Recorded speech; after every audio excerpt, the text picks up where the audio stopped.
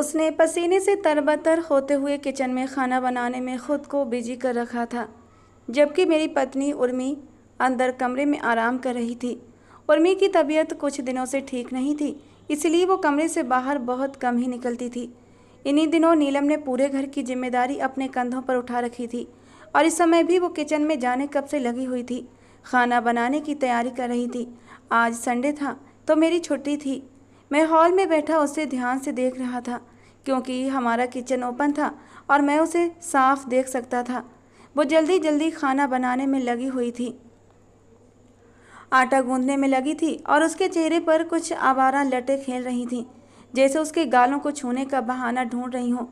गर्मी की वजह से उसका चेहरा एकदम लाल हो रहा था। आज पहली बार मैंने नीलम को इतने ध्यान से देखा था।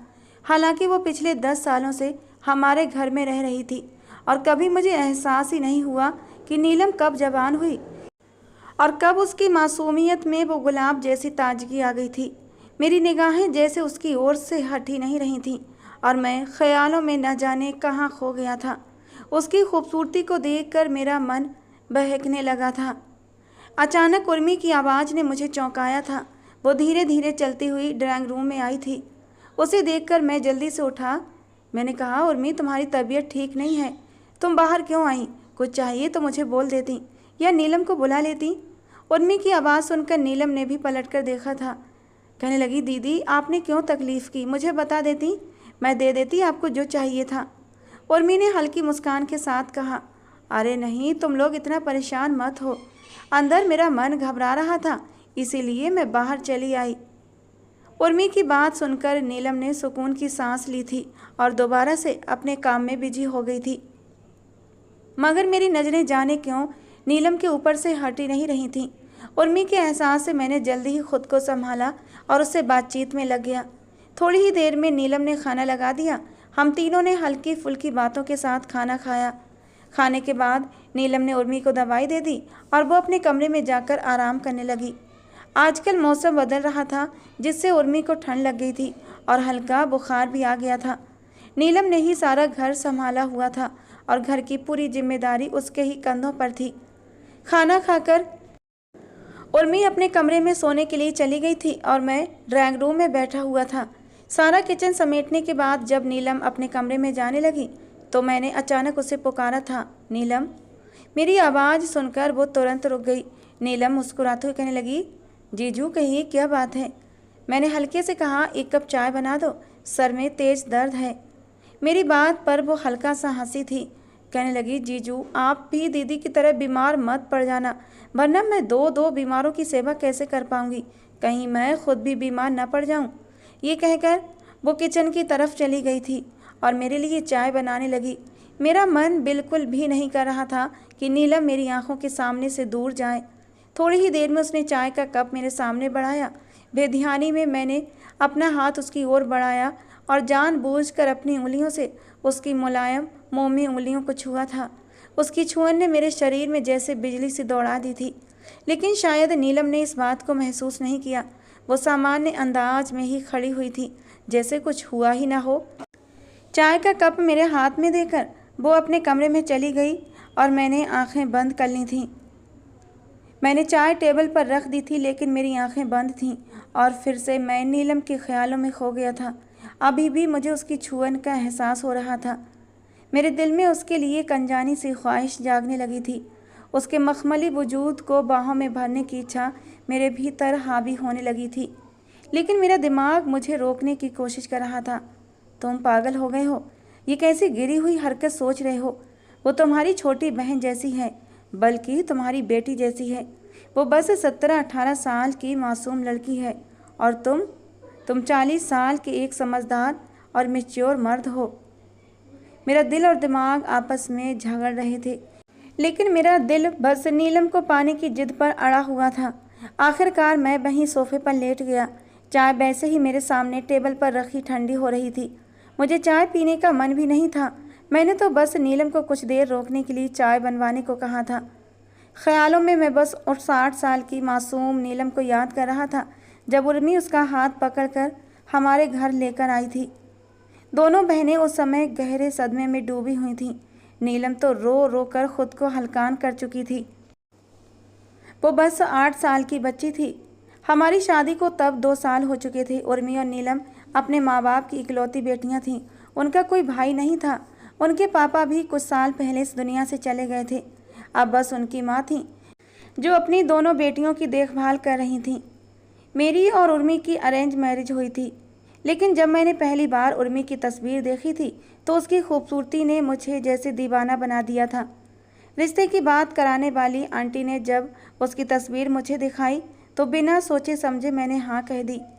मेरे माँ बाप भी नहीं थे, मैं अकेला था और नौकरी कर रहा था। खुद का घर था और मेरे जैसा रिश्ता तो चिराग लेकर ढूंढने से भी नहीं मिलता। इसीलिए उर्मी की माँ ने भी बिना किसी हिचकिचाहट के इस रिश्ते के लिए हामी भर दी और यूं हमारी शादी हो गई। शुरुआत में उर्मी की खूबसूरती ने मुझ पर ऐसा असर किया था कि मैं उसकी मोहब्बत में पागल हो गया था। लेकिन हमारी शादी को अभी 2 ही साल हुए थे कि उर्मी की माँ एक खतरनाक बीमारी के चलते इस दुनिया से चली गईं। नीलम, जो उस वक्त सिर्फ 8 साल की थी, माँ बाप दोनों से बेसहारा हो गई थी। उर्मी के पास अब कोई दूसरा चारा नहीं था। उसने नीलम को अपने पास रखने का फैसला कर लिया और एक दिन वो नीलम को हमारे घर ले आई। मैं भी उस वक्त उर्मी की मोहब्बत में डूबा हुआ था, इसलिए मैंने भी नीलम को खुशी खुशी स्वीकार कर लिया था। नीलम तब भी बेहद खूबसूरत थी। उसकी नीली कांच जैसी आंखें, सुनहरे बाल और दूध जैसी सफ़ेदी लिए रंगत उसे किसी जापानी गुड़िया जैसी बनाती थी। धीरे धीरे नीलम हमारे घर के माहौल में ढलने लगी थी, लेकिन वो ज़्यादातर मुझसे बचकर ही रहती थी। वो शर्मीले स्वभाव की बच्ची थी, इसलिए ज़्यादातर समय अपने कमरे में रहती या फिर पढ़ाई में लगी रहती।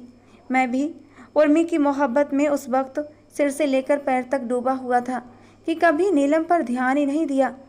मैं उर्मी की मोहब्बत में इस कदर डूबा हुआ था कि मेरा हर दिन ऑफिस और घर के बीच घूमता था, या फिर उर्मी के साथ मैं बाहर घूमने चला जाता और यही सब कुछ मेरी दुनिया बन चुका था। जब भी हम कहीं बाहर जाते तो उस समय नीलम हमारे साथ नहीं जाती थी। कभी कभी तो मुझे ऐसा लगता कि उर्मी जानबूझकर उसे हमारे साथ नहीं ले जाती और नीलम को बस वापस आने पर उसके लिए खाने पीने के सामान से ही खुशी मिल जाती थी। कभी नीलम ने इस बात पर शिकायत नहीं की थी।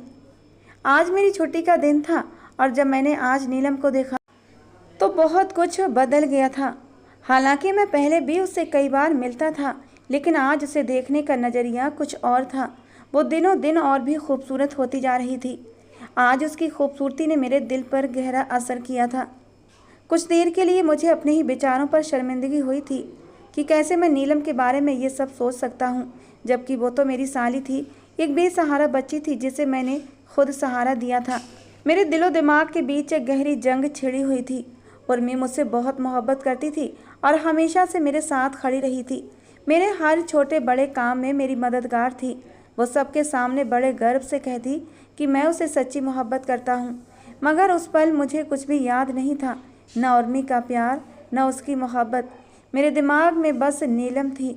मैंने मन ही मन पक्का इरादा कर लिया कि नीलम को पाकर ही रहूँगा, लेकिन मैं इस बात से बेखबर था कि इसका अंजाम कितना भयानक होगा। अब मैं जल्दी जल्दी ऑफिस से घर आने लगा था। बहाने बनाकर नीलम से बातें करता, उसके करीब जाने की कोशिश करता था। शुरू में नीलम थोड़ी झिझकती थी, पर धीरे धीरे वो भी मेरी ओर खुलने लगी थी। उसकी मुस्कान ने मेरे दिल को एक अजीब सी सुकून भरी बेचैनी में डाल दिया था। मैंने उसके लिए कभी कभी कुछ खाने पीने का सामान लाना भी शुरू कर दिया था। साथ में मैं उर्मी की पसंद की चीज़ें भी ले आता ताकि उसे कोई शक ना हो। उर्मी की तबीयत अब ठीक हो गई थी और उसने घर के सारे कामकाज फिर से संभाल लिए थे, जबकि नीलम अपनी पढ़ाई में लग गई थी। लेकिन मेरा ध्यान अब दिन रात इसी बात पर रहता कि मैं नीलम के साथ ज़्यादा से ज़्यादा समय कैसे बिता सकूं।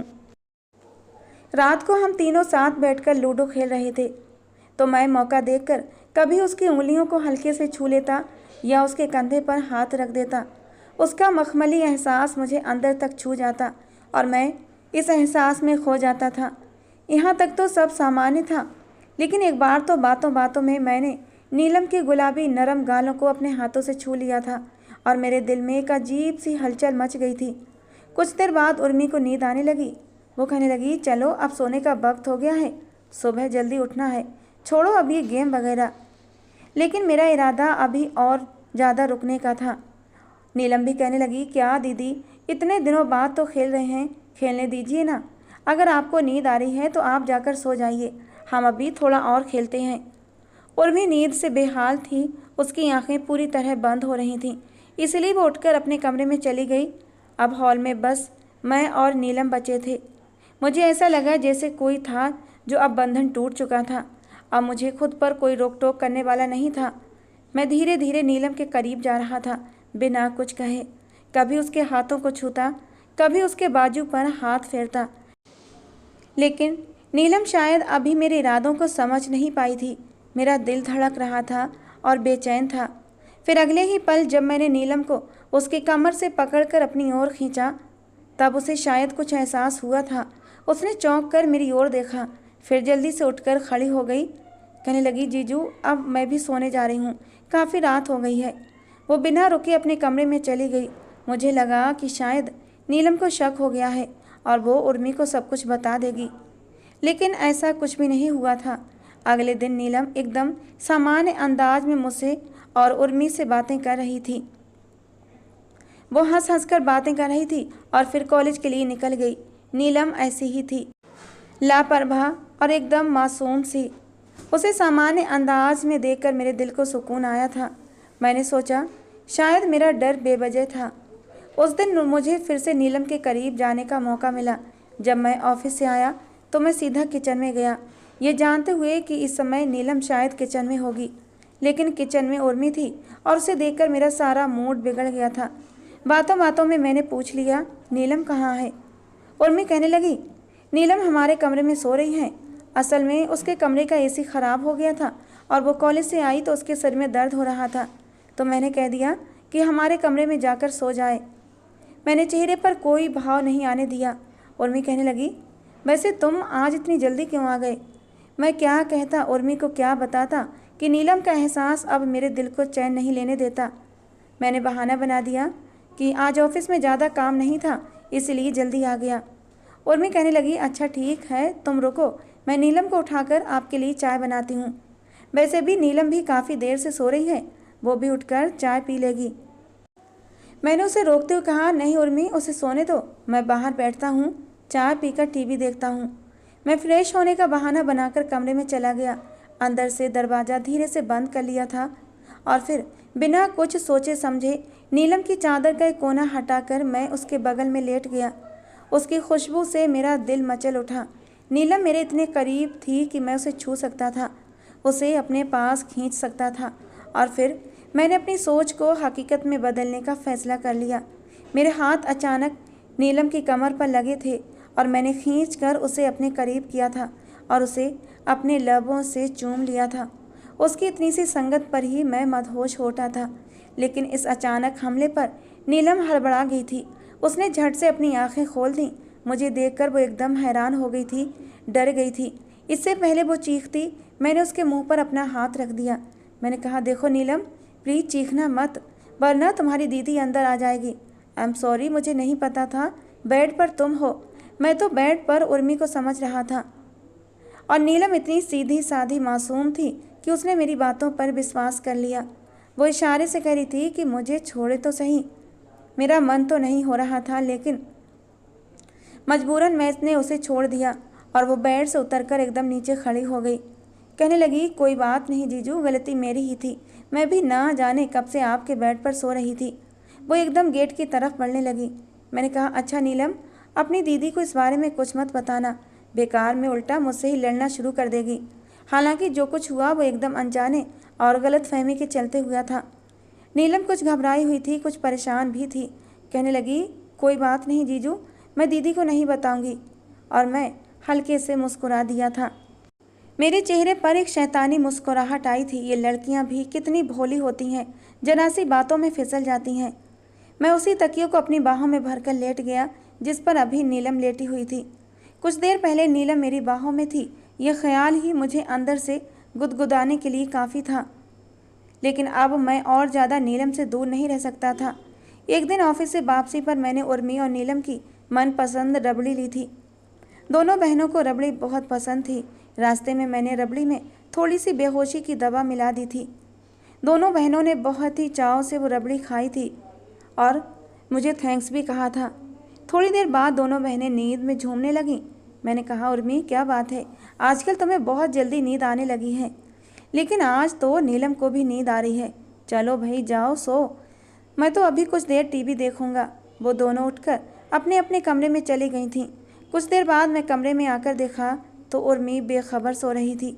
मैं चुपचाप दबे कदमों नीलम के कमरे में चला आया था। मुझे देखकर उसने अपनी आंखें पूरी खोलने की कोशिश की थी, लेकिन शायद उस पर मेरी दी गई रबड़ी का असर हो चुका था। उसकी आंखों में एक खुमारी थी, नींद की खुमारी। मुझे देखकर हैरान हुई। जीजू, आप मेरे कमरे में क्या कर रहे हैं?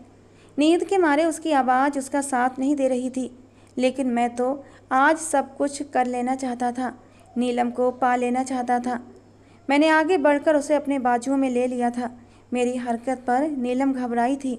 उसने अपने हाथ पैर चलाए थे, लेकिन इस वक्त वो नशे की हालत में थी। उसके हाथ पैर उसका साथ नहीं दे रहे थे। मैंने अपने हाथ की मजबूत पकड़ उसके होंठों पर जमाई और अगले ही पल मैं उसके नाजुक वजूद में खो गया था। धीरे धीरे मैंने वो सब कुछ पा लिया जिसकी चाहत मैं पिछले कई दिनों से कर रहा था। मेरे दिल में एकदम सुकून उतर गया था। लेकिन नीलम रो रही थी। उसकी आंखों से आंसू बह रहे थे।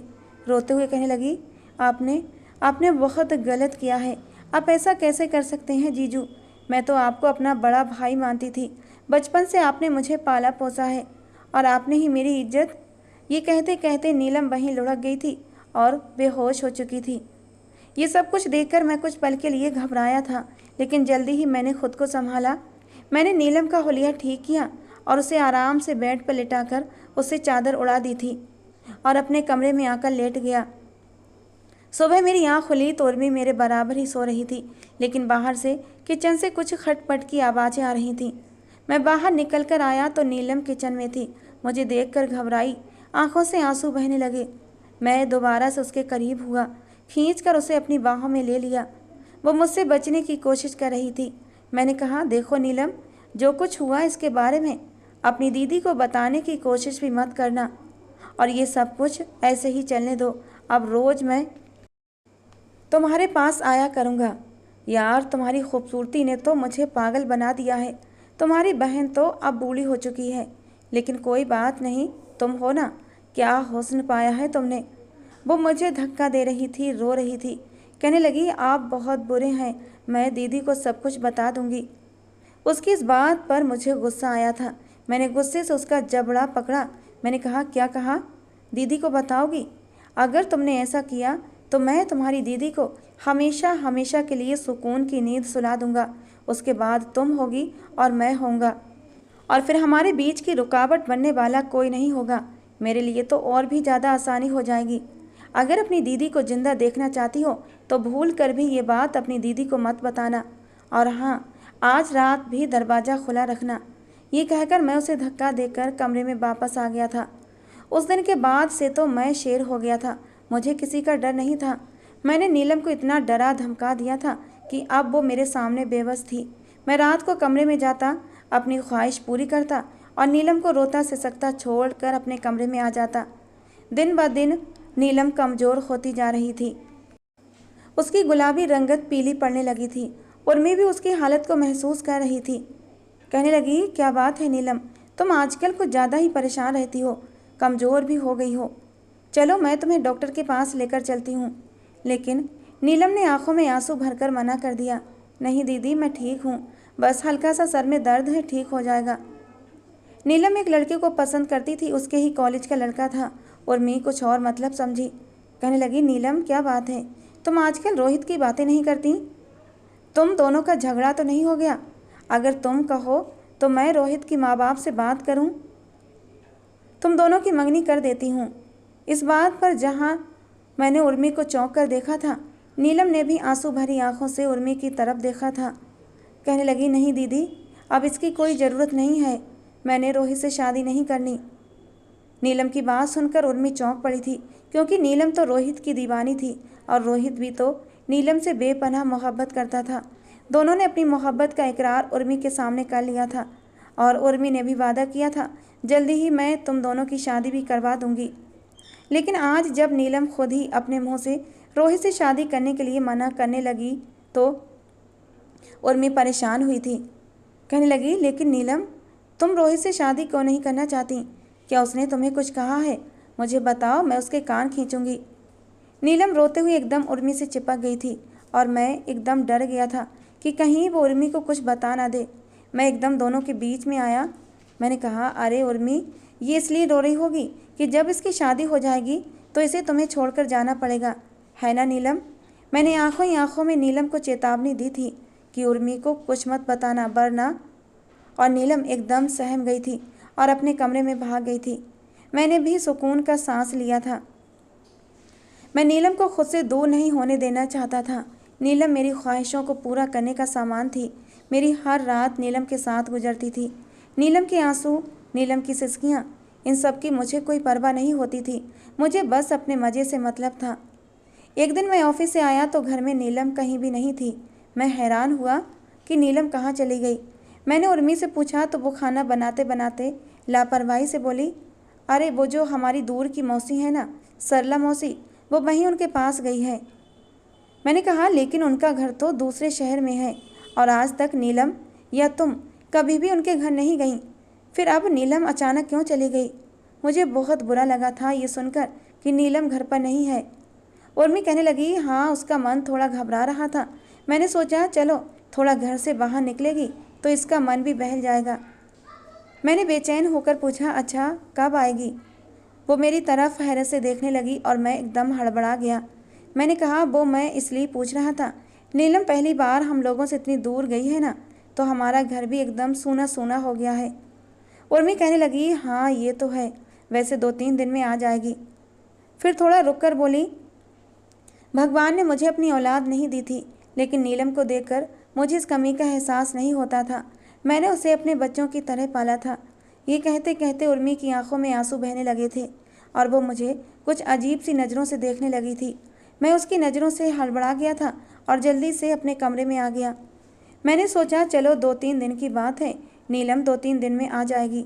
लेकिन 2-3 दिन भी गुजर चुके थे और नीलम नहीं आई थी। इधर मेरी तबीयत भी कुछ दिनों से ख़राब रहने लगी थी। अजीब सी कमजोरी महसूस होती, चलता तो चक्कर से आते थे। मैंने डॉक्टर को भी दिखाया था। डॉक्टर ने कुछ ताकत की दवाइयाँ लिख कर दे दी थीं, लेकिन कोई फ़ायदा नहीं हो रहा था। दिन ब दिन मेरी हालत ख़राब होती जा रही थी। पूरे 15 दिन हो चुके थे और मेरी हालत में कोई सुधार नहीं आ रहा था।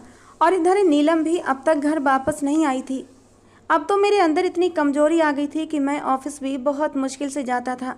मैंने उर्मी को भी अपनी हालत के बारे में बताया था। कहने लगी, डॉक्टर से चेकअप करा लो, हो सकता है आपके शरीर के अंदर बुखार टूट गया हो। फिर एक दिन मेरे एक दोस्त ने एक डॉक्टर का पता बताया था और मैं उसी डॉक्टर के पास चला गया।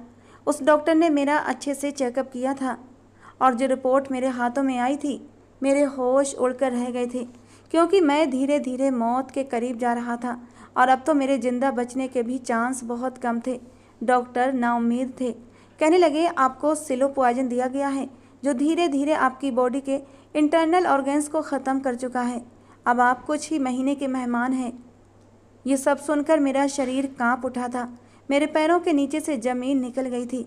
मैं जैसे तैसे घर आया था और किचन में काम कर रही उर्मी को कंधों से पकड़कर मैंने झंझोड़ कर रख दिया था, क्योंकि मुझे सिलो पॉइजन देने वाला कोई और हो ही नहीं सकता था, क्योंकि मैं बाहर का खाना खाता नहीं था, उर्मी के हाथों का खाना ही खाता था।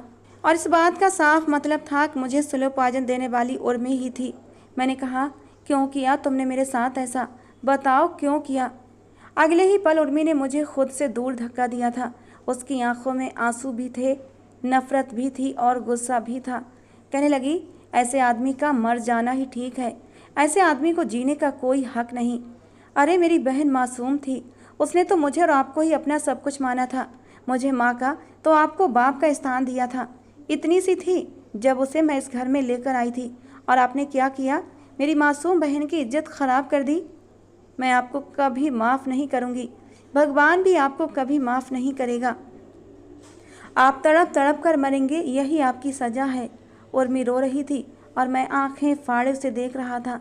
यानी उसे सब कुछ मालूम था, फिर भी वो अनजान बनी हुई थी। पिछले 15 दिन से वो मुझे जहर दे रही थी, मुझे मौत के करीब खींच रही थी और मुझे कुछ खबर नहीं थी।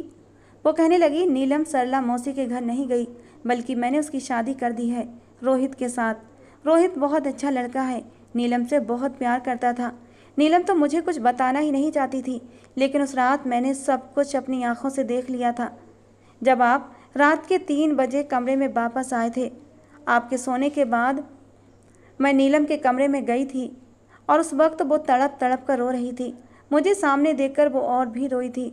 मैंने उसे अपनी बाहों में समेट कर उससे सब कुछ पूछा था, उसे विश्वास में लिया था और उसने मुझे सब कुछ बता दिया था। उसी रात मैंने फैसला कर लिया था, मैं अब और उसे तुम्हारे जुल्मों का शिकार नहीं बनने दूंगी। और मैंने रोहित से बात कर ली। रोहित को मैंने सब सच बता दिया था। मैंने सोच लिया था अगर रोहित नीलम से शादी करता है तो ठीक, वरना मैं नीलम का कुछ और इंतजाम करती, लेकिन अब उसे अपने पास नहीं रखती। रोहित बहुत अच्छा लड़का है, वो नीलम से बाकी सच्ची मोहब्बत करता था। उसने नीलम को अपना लिया, अपने माँ बाप को उसने किसी न किसी तरह राजी कर लिया था। यूँ बहुत ही सादगी से मैंने नीलम की शादी कर दी। अब वो अपने घर में खुश है, उसका पति उसे सर आँखों पर बिठाता है, उसे पिछली ज़िंदगी का ताना नहीं देता। भगवान ने जितनी भी तकलीफ़ उसके नसीब में लिखी थी, सबकी भरपाई उसे रोहित जैसा पति देकर कर दी है। लेकिन अब आपको भगवान के कहर से कोई बचा नहीं सकता। ये कहकर उर्मी ने अपना ज़रूरी सामान एक बैग में डालना शुरू कर दिया था और मेरे पैरों से जान निकल गई थी। मैं वहीं धम से सोफे पर बैठ गया था। उर्मी कहने लगी, अब मैं भी हमेशा हमेशा के लिए आपकी ज़िंदगी से जा रही हूँ। मैं आपके बिना भी रह सकती हूँ, मुझे आपके सहारे की ज़रूरत नहीं है। मेरे माँ बाप नहीं हैं, लेकिन मेरे माँ बाप का घर अब भी मेरे पास मौजूद है। मैं अपने माँ बाप के घर रहूँगी, लेकिन आप जैसे घटिया इंसान के साथ नहीं रहूँगी जिसने मेरी बहन की ज़िंदगी ख़राब की।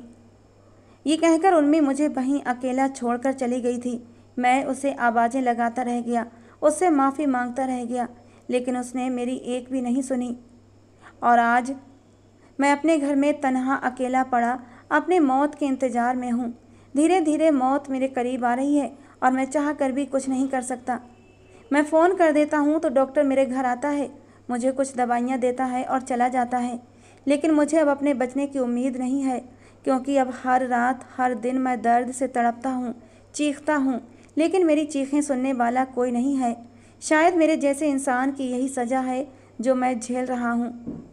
दोस्तों, आपको क्या लगता है, क्या मुझे उर्मी और नीलम से माफ़ी मिलेगी? क्या मुझे सुकून मिलेगा? दोस्तों, आज की हमारी ये कहानी आपको कैसी लगी ज़रूर बताना। पसंद आई हो तो प्लीज़ लाइक करना। रोज़ एक नई कहानी सुनने के लिए हमारे चैनल को भी सब्सक्राइब करना। मिलते हैं दोस्तों अगली किसी नई कहानी के साथ।